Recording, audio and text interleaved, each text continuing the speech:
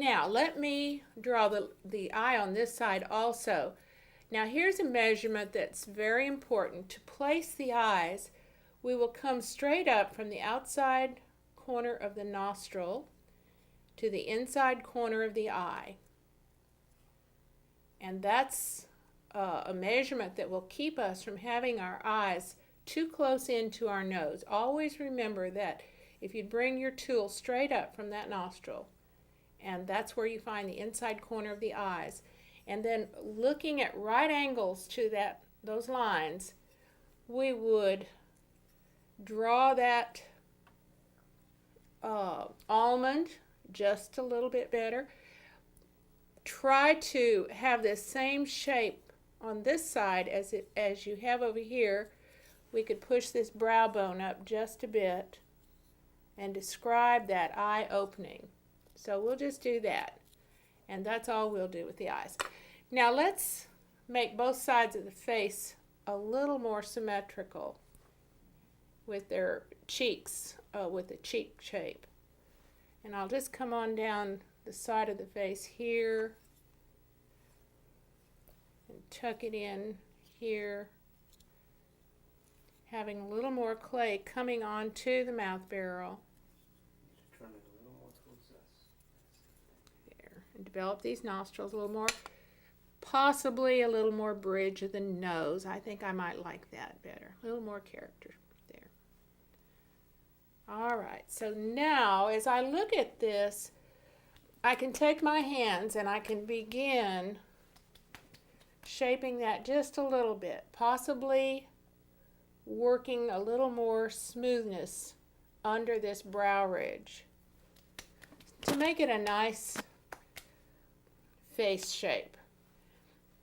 I can see that this jaw still needs to be built out a little bit, so I'm going to turn the piece, and taking some of this, I'm going to build this jaw up just a little bit.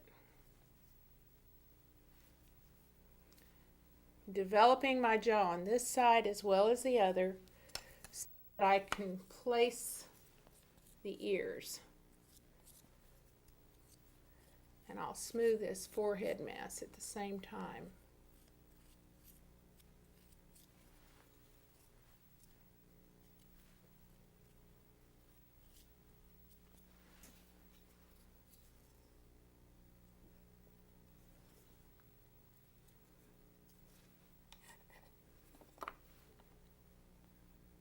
Okay, let's check this now from over here. One of the things that might happen as you're working is that this clay would slump forward because it's very heavy and has still quite a bit of softness about it. If that happens, you may want to straighten it back up like this and put a little more clay at the front, pushing that neck back up, because we don't want this person just slumping over. Let's just give it a little more height here. See, you can do a lot of things with this clay, and you don't have to be limited by what happens when it slumps over. So we'll just bring that neck down a little more, slice out some of this to get back to that nice neck shape.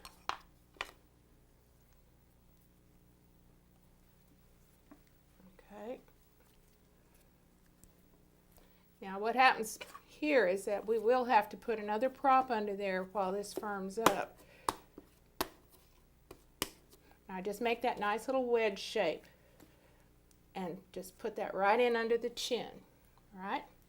Let's take a little of this shoulder off. This one is narrower and this sticks out quite a way. So let's just go ahead right now at this point and begin to get the overall shape a little more pleasing.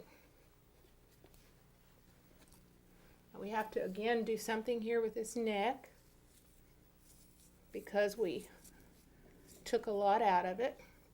So it's even at this point that I want to begin looking at all the other shapes, the shape of the head, on the neck, on the shoulders, before I ever begin worrying about where I'm going to put my ears.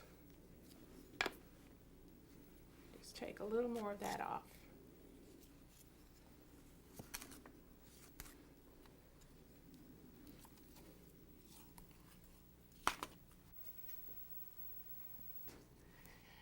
This clay is very flexible, and it seems like it will never firm up, but once it begins to solidify and lose some of that moisture, you won't be able to do this.